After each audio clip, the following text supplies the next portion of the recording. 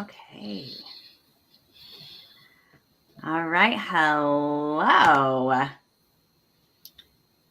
Oh, that's your friend that's here. Is it Brianna or Brianna? I always see you Brianna. check.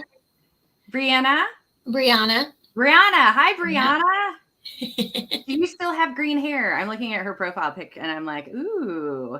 Her hair is always changing. I don't know. Oh, well, hello. She's watching on YouTube. Hello to anybody watching live on YouTube or live in Facebook. We've got a couple different places people are right now. But hello, and hello from me. Hello from Susan. Welcome to the Underestimated Warrior Show. Just gonna pin this real quick so everybody can find us super easy in the group. Awesome. And mute. Okay, I am going to introduce Susan better here in just a minute. I just want to welcome everybody to the Underestimated Warrior Show, which is a broadcast that is dedicated to the rise of the intuitive daughter of God. So, hello and welcome to everybody coming in. I see people coming in now. Awesome. And our current series is Emerge. And so today, Susan is joining me, and we are talking about emerging from, oh my gosh. Hello. Is that from last week? No, it's well, yes, actually. Hold on. On the spot editing is happening right now. Masterpiece is always good, but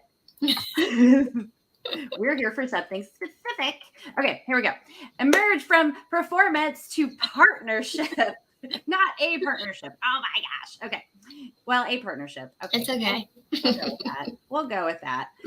Isn't it fun? It was funny because we were just talking about how at the end I always ask for a moment that made you belly laugh. And I was like, it's always great after coming on and discussing something, super deep and profound to just laugh about something. Well, there you go. There's your laugh in the very beginning, and there's your superhuman moment. You are so welcome.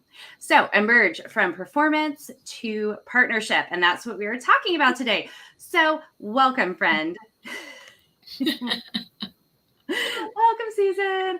Oh, hey. Oh, I am so proud of everybody, by the way. For those of you who have actually given permission so that we can see your name. So StreamYard will show your name, not just show you as Facebook user. Yay. But it's okay if it does. No worries. But it's always fun to see people's names in here. So hi, Jolene says hi. Tell us where you are tuning in from. I see we got a couple of people on YouTube as well. Sabrina is here. So hi, everybody, and welcome. All right, let me introduce Susan to you. If you do not know Susan, this is your lucky day. Hi, Pen. I see you on there too. Okay. So Susan is my close personal friend, and she is also a business alignment therapist who equips established kingdom CEOs to multiply her legacy, impact, freedom, and energy, which is actually your signature piece, really, which is an acronym for life. Yeah. Yeah. Oh, I love that so much. Without burnout, which is so key. Susan obtained her master's degree in mental health counseling from Walden University.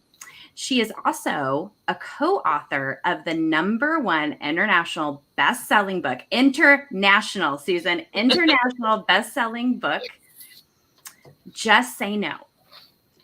14. Yeah, you have it. Good. Yay. 14 transformational keys. I love the cover too. Sorry, I'm interrupting it. 14 transformational keys to set healthy boundaries in business and relationships. She lives in Georgia with her husband, her 2 boys, and her cat named Peter Parker. I love it. Love it. Well, welcome, Susan. Thank you. I'm so excited. Yes, me too. So we should probably tell people how we know one another. How would you say we know one another? I'd have to think about that. How did we initially connect? I'm not sure, honestly. I think we initially connected through SOK, but I think I had seen your name in a couple of other places and we just hadn't made that connection yet. So when I say SOK, that's School of Kingdom. Yeah. And we are both students in the same year of School of Kingdom. So Susan and I, it took us a little while to connect. And I think after seeing each other in various places, and finally we were able to connect. And then we connected more thoroughly after you ran your book club. We did a book club, and it was on Bending Time by Dan McCullum, which was so good. Yeah. But I digress. So I want to hear more about you, and I want to hear more about what your story is of breaking free from that striving performance place and actually coming into a place of partnering with God.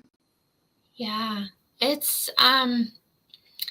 I always struggle in telling this because it was a journey of like 30 years in the making. So to condense it down to just the last few years where it was really intense and really intentional, was when I moved into the online space. So I was already a therapist, already had a private practice, already doing, all the things. And then the Lord said, okay, let's shift into coaching online. And I was like, I have no idea what that means, what that is, what, like I'm clueless about it.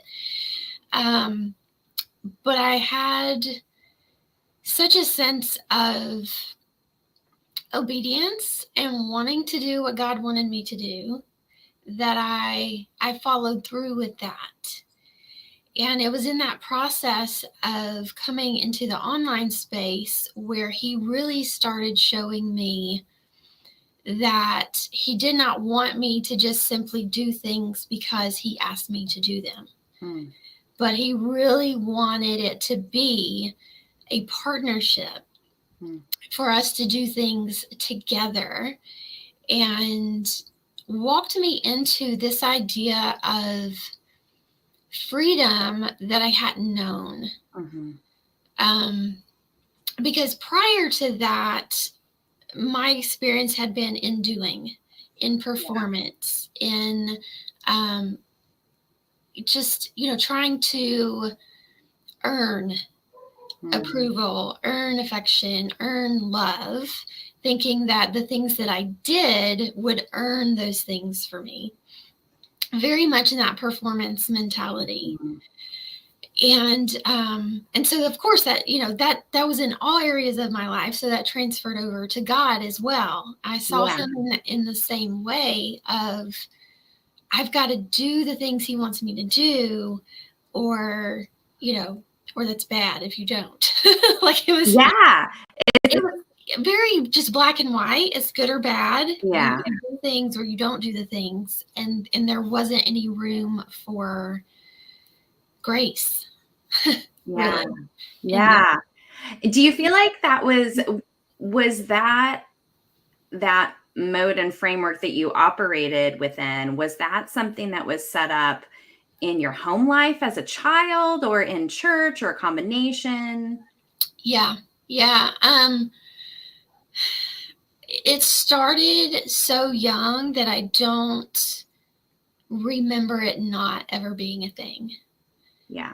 I think one of the catalytic moments for me was when I believe I was trying to figure out exactly how old I was. You know how you just have those memories, those, like snapshots of time, and you're like not really oriented to when it was, but Yeah.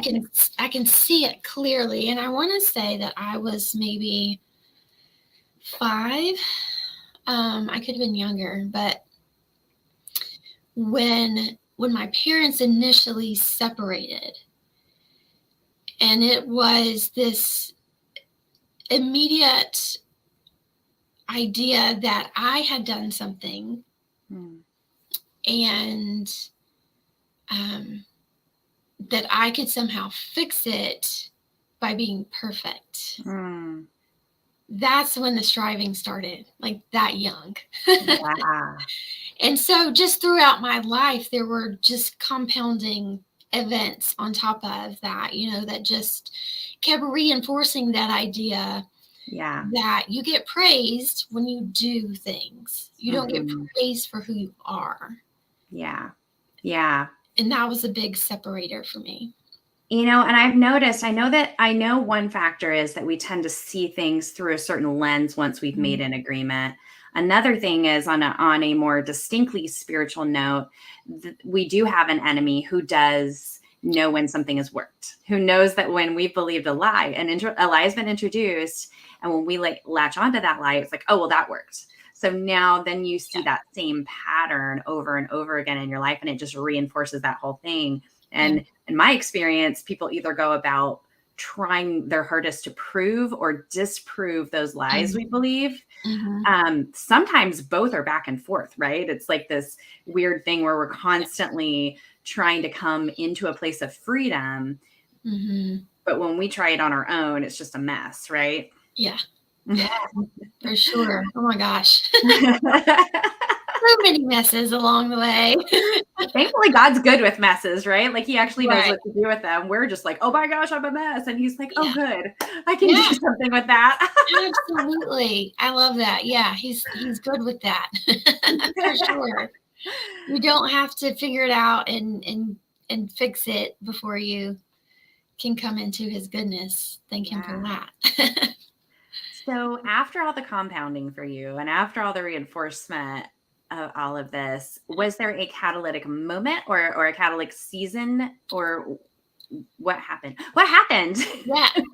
So it was that season of transitioning to online, and I was still so much in the striving and trying to figure out how to do everything, like being in this completely different world of operating in this space, and just trying to learn like all the tech stuff and all the graphic stuff and, you know, everything that goes into business that you don't necessarily do with a brick and mortar. Yeah. And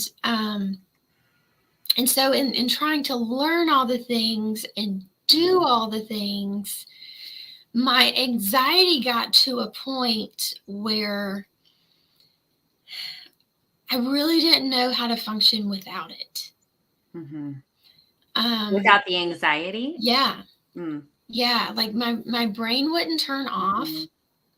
I didn't sleep. In those moments of quiet, I was more uncomfortable in the quiet than I was with all the constant brain stuff going on. I didn't know what to do when I actually was okay.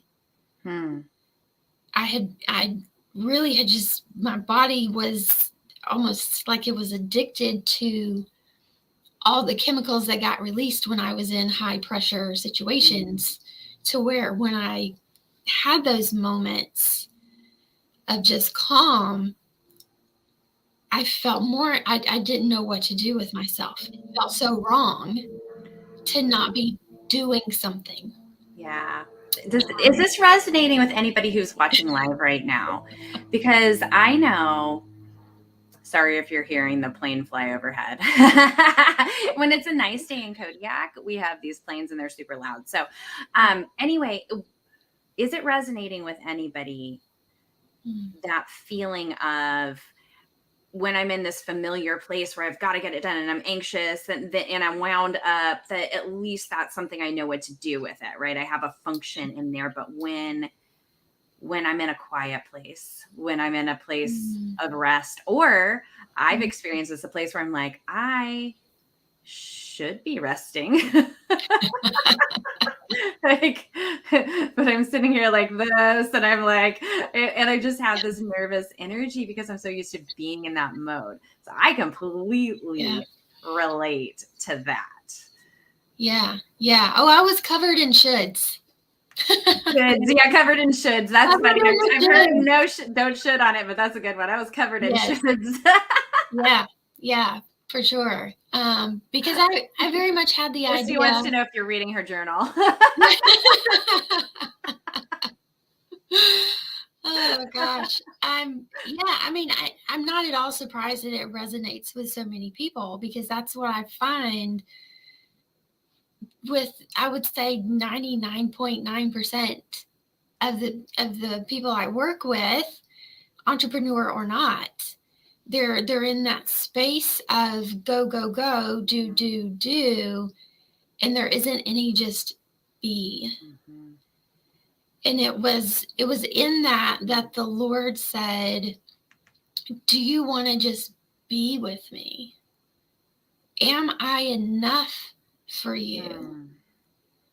Can you just rest with me and be with me? If your business never did anything else, am I enough for you? Or are you using me to grow your business? Yeah. And that was hard.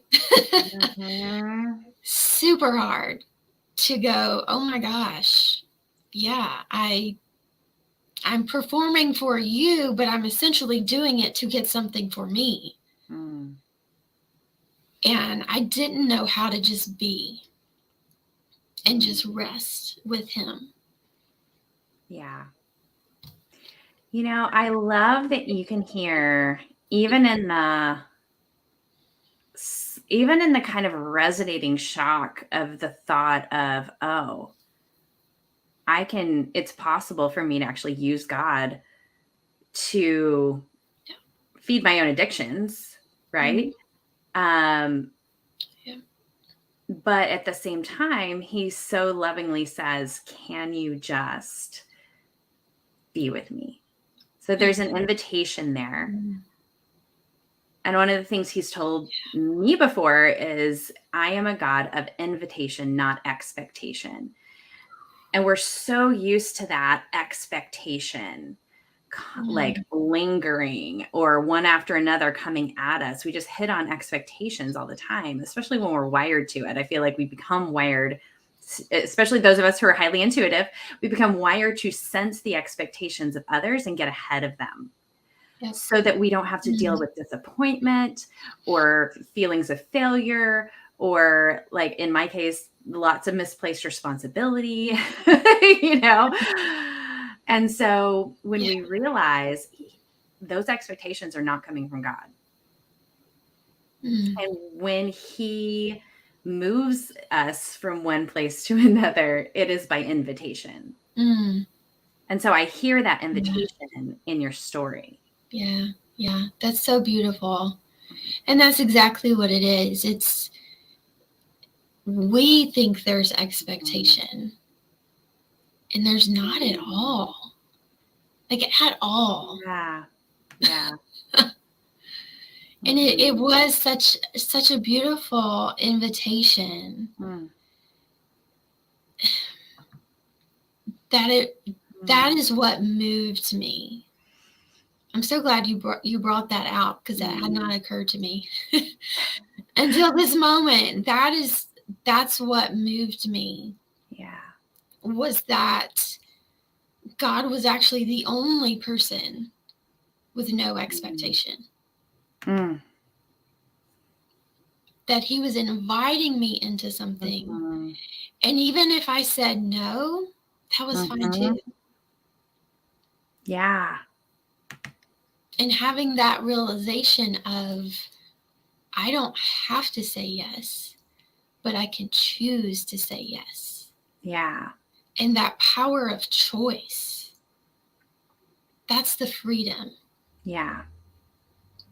And I didn't have that with anybody else.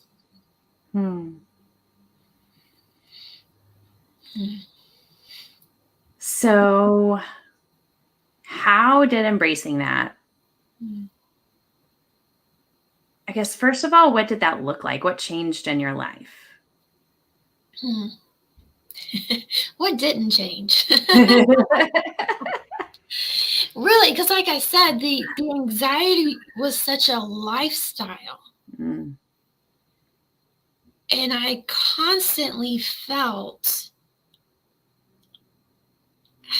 I don't know how to, it was like being driven by a motor.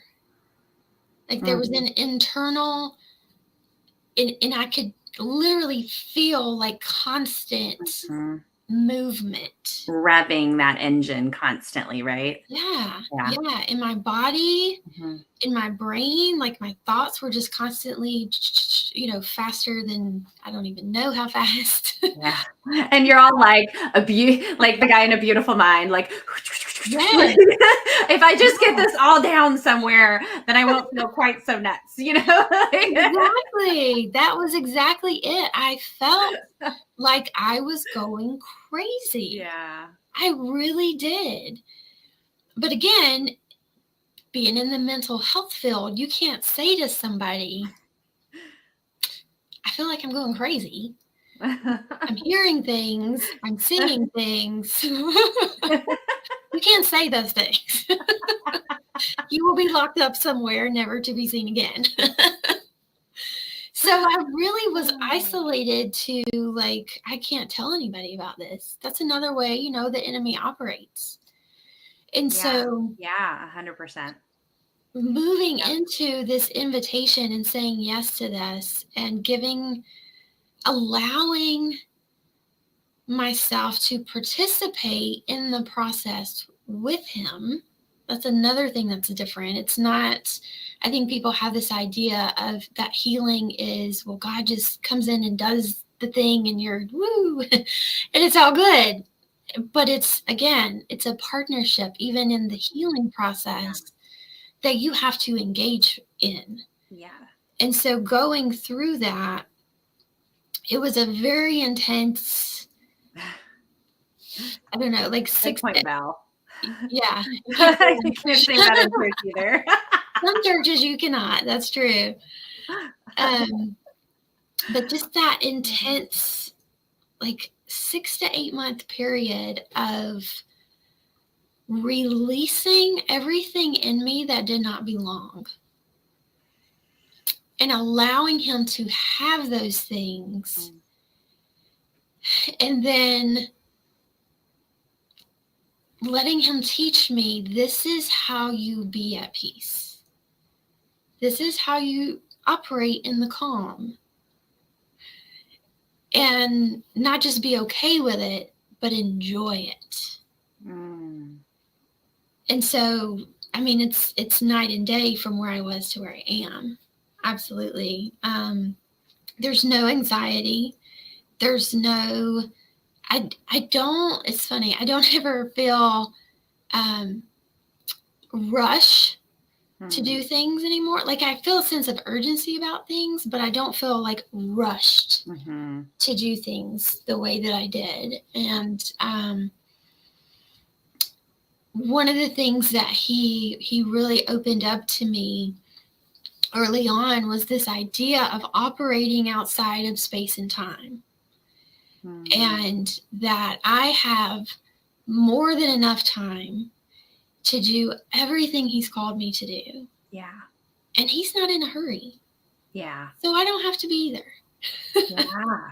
Yeah. And we see that with Jesus. We see him taking his time and really in a lot of different ways. Like there's even this point where his brothers come to him and they're like, why aren't you going to the Passover feast yet? Because if you're going to be famous, and they didn't believe in him at the time, then this is your time. Like, why are you hanging out here in Galilee? And he's like, no, you go on ahead of me. My time hasn't come yet. And then he comes halfway through the feast, picks up the mic, drops a bunch of bombs. Yes. It's pretty awesome. But he does things differently. Mm. And a lot of what he does differently, we'll notice, is resting, waiting. He waited before he went and raised Lazarus from the dead. He just told people, don't tell people about me. Like he slept in the storm. He withdrew to spend time with God. He was always running off, and the disciples are like, where'd he go?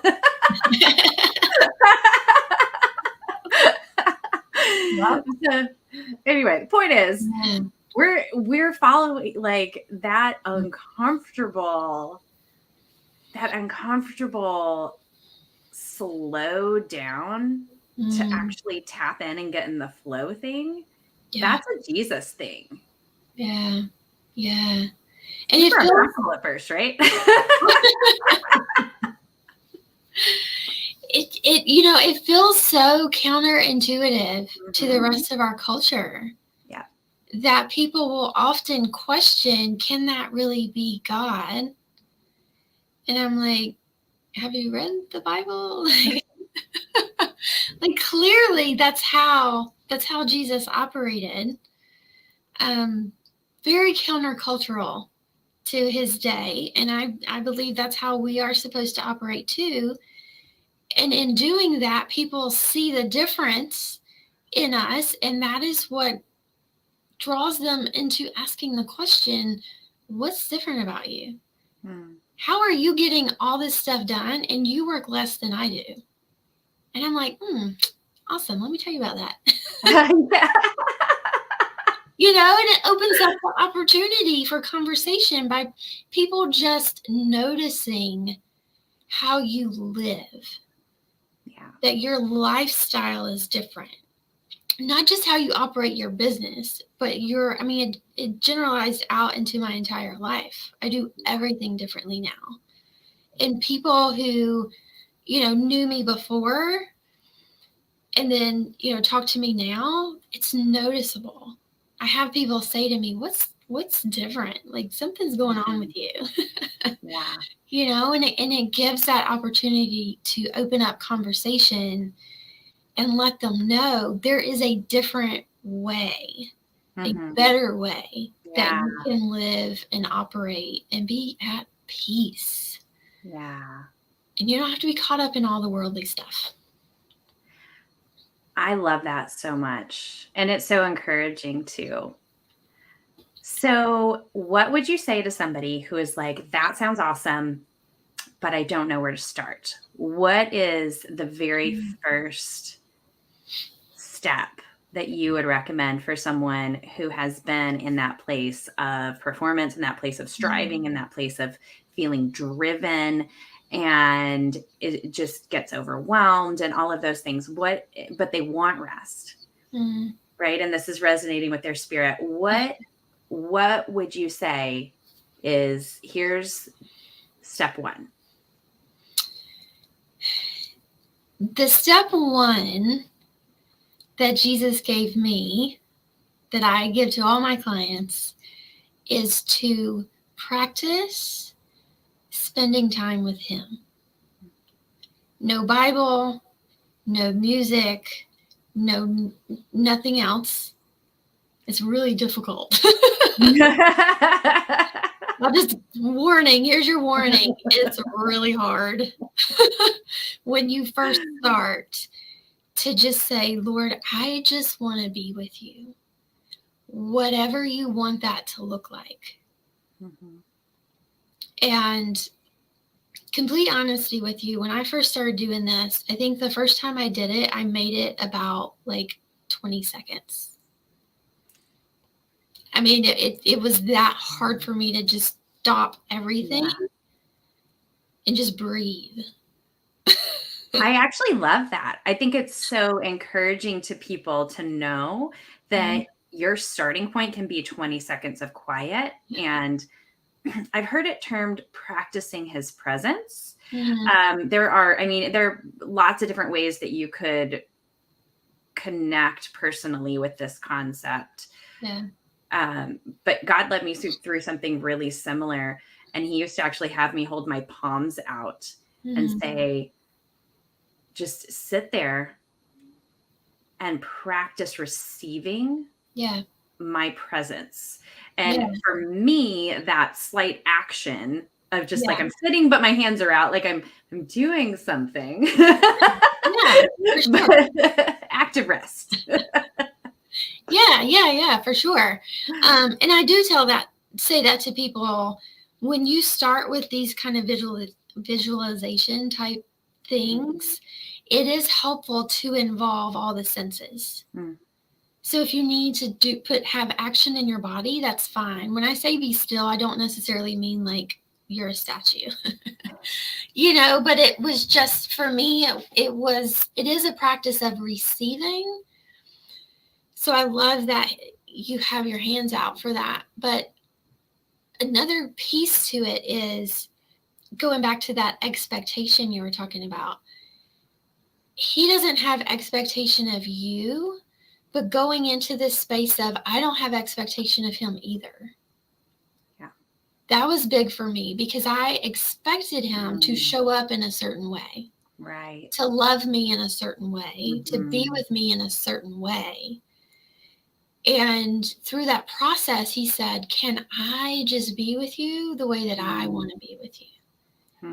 And so going into it without expectation of what it's going to look like or what it's going to be like or what's going to happen, and it is very much that posture of, I'm just going to receive your love however you want to give it to me. And I'm just going to be here with you. Yeah.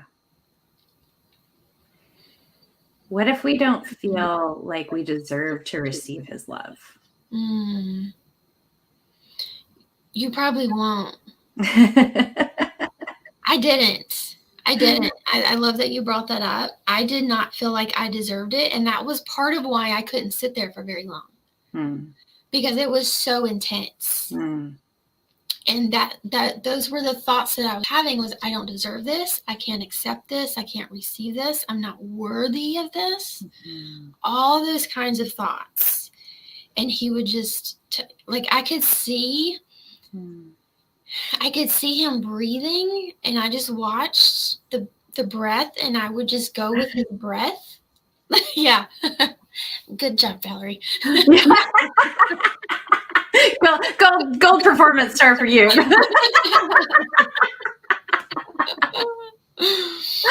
Yeah. But I just getting in that rhythm of breathing with him. So you can, pick something to focus on if that helps you stay in the moment. But there was that feeling of, I can't receive this. And it just took practice is really what it was, is just practicing being there with him. And the more time I spent with him, the more I realized I really stepped into that. What was a concept to me before became very real. And it's that oneness with him that we have. And stepping into that, I am one with you. Yeah. Right. And just the more I would say that, actually what I would say is, I am in you and you are in me. I say that all the time. Yeah. And the more I did that, the more I could step into that oneness and go, I am enough in him. And he is enough in me. And I think about the verse in, is it 1 John 4 something? I don't know. That talks about that his perfect love is complete, when we're together. Ooh. And feeling the fire. I love it. In that oneness. It's really that combination of receiving his love and accepting the oneness. Hmm. And I say that because I was at a place where I didn't really believe that God loved me. Hmm. I had, of course, grown up hearing that, and I would tell you that, oh yeah, God loves me, whatever. You know, of course he does. But I didn't really believe it. Yeah. And that's another reason it was hard for me to go into that stillness with him. Mm-hmm.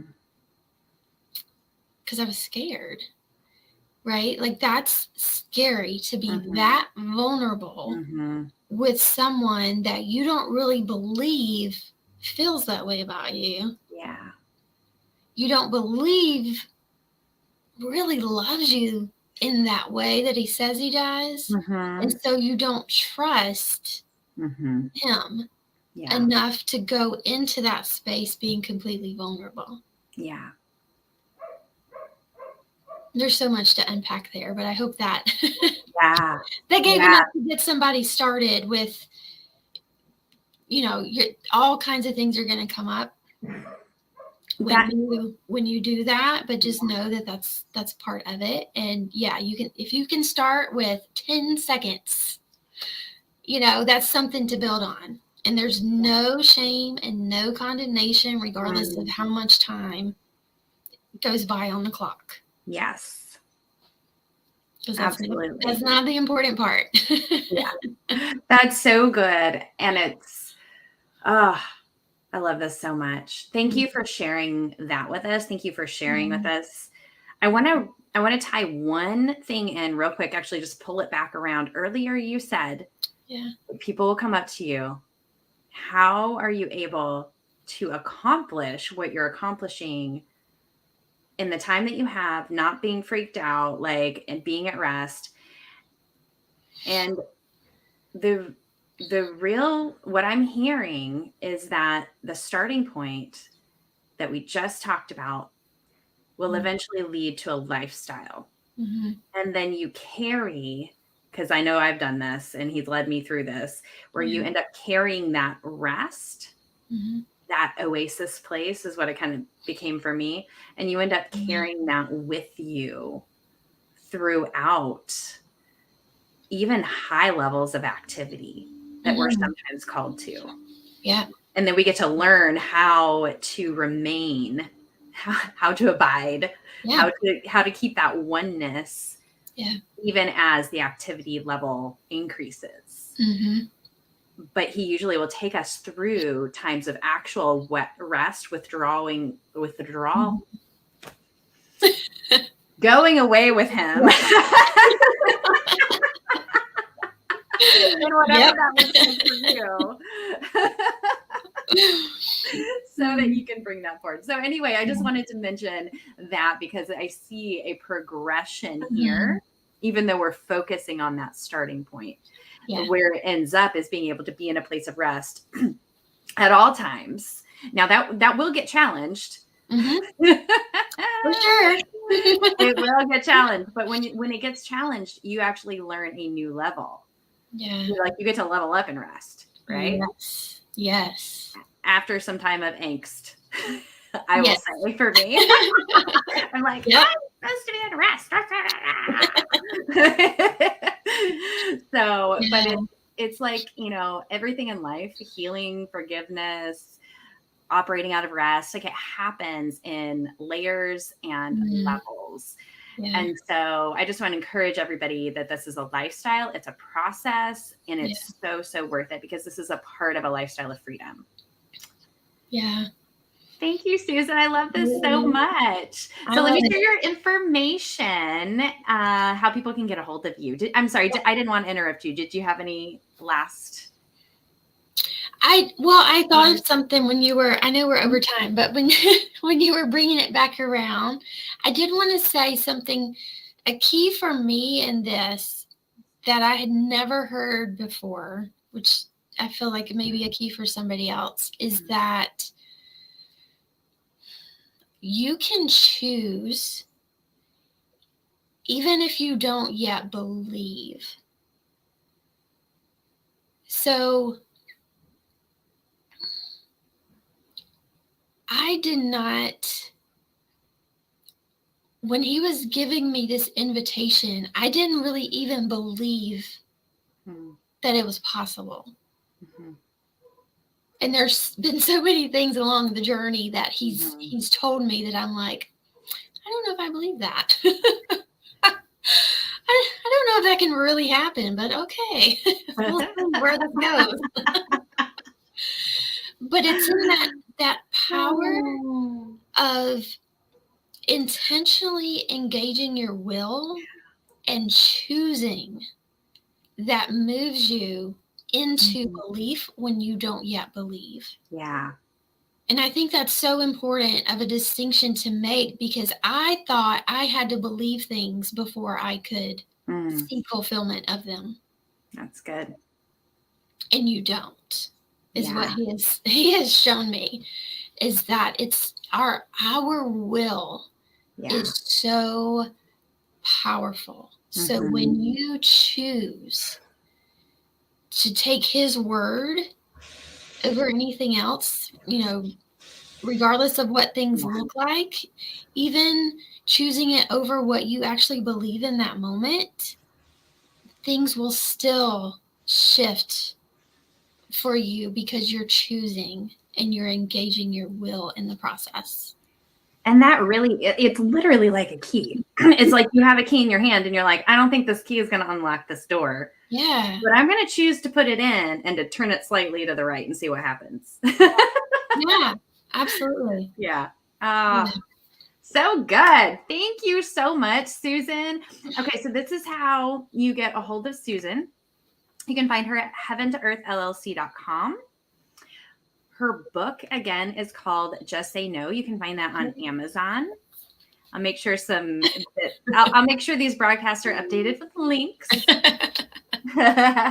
It helps me to have a visual. That's why I put it up. It totally helps to have a visual. It does, because then when you're like sifting through things and then you're like, oh, that's it. Yeah. Yes. Now, I have a gift for you too. Go to intuitivedaughtersofgod.com/gift. There is a free training there, and it is all about partnering with your spirit-led intuition. And I want to end today with asking a question, Susan. Yeah. What made you belly laugh this week? I have so many inappropriate things I cannot share with you. One of them apparently came from me. She was like, it did. She's like, what made you belly laugh this? I said, what made you belly laugh this week? And she told me, and she's like, but I can't use that one. And I'm like, no, you cannot.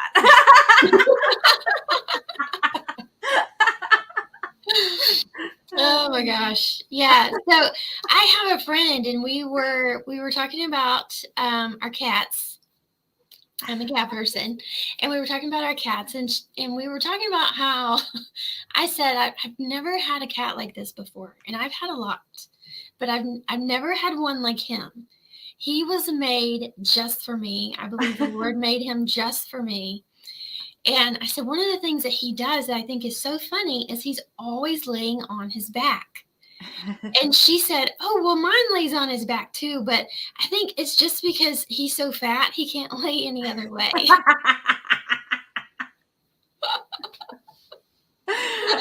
Yeah, that's very funny to cat people, because real cat people overfeed their cats.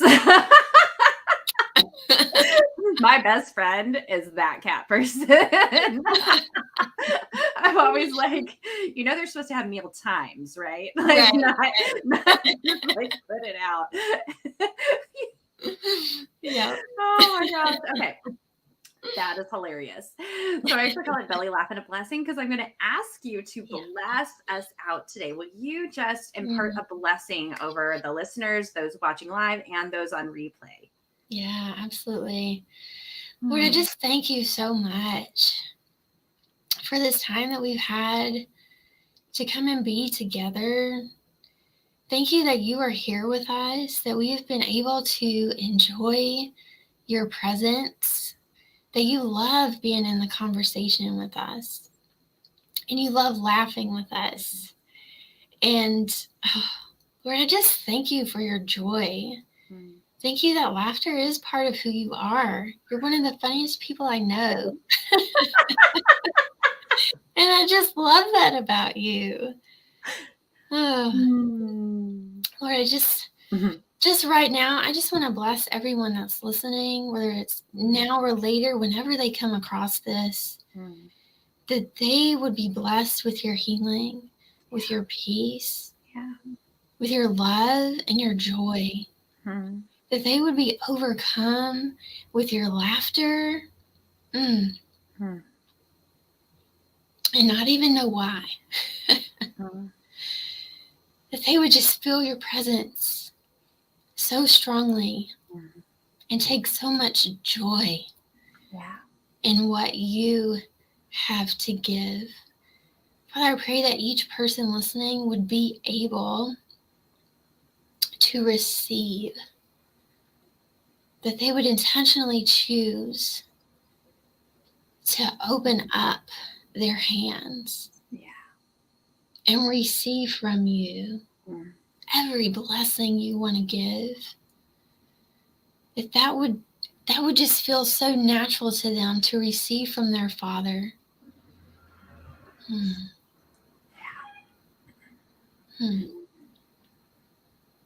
So often we feel guilty for receiving. But I just ask that you take any of that emotion out of it, any of that belief, break agreement with any lies, that their minds be open. Oh, thank you, Father. I just see your hand. Ooh.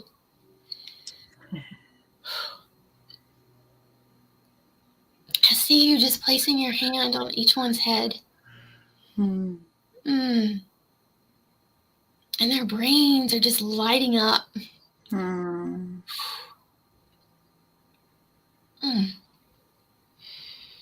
The blood flow is returning to areas that have been dark.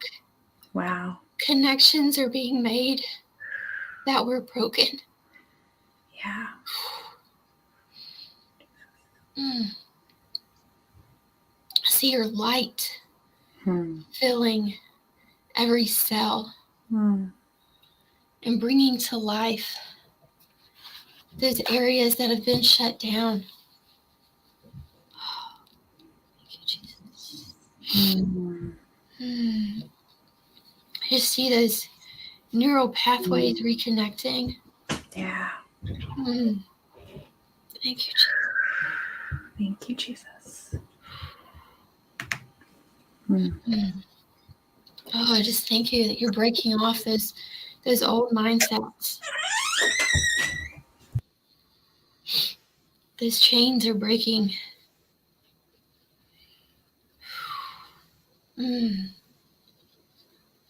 Lord, may they feel a weight coming off of them now.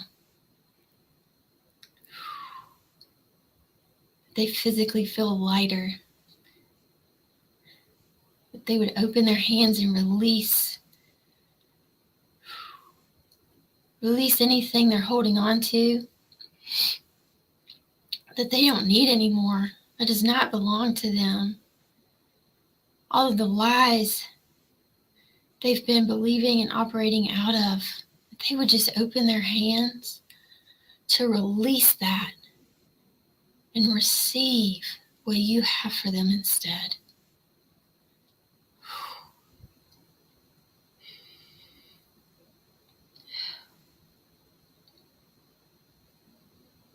I thank you, Lord. Thank you for everything that you've done today. In Jesus' name. Amen. Wow, that was powerful. Thank you so much. I received that. Whew. Let everybody just roll around in that for a little bit.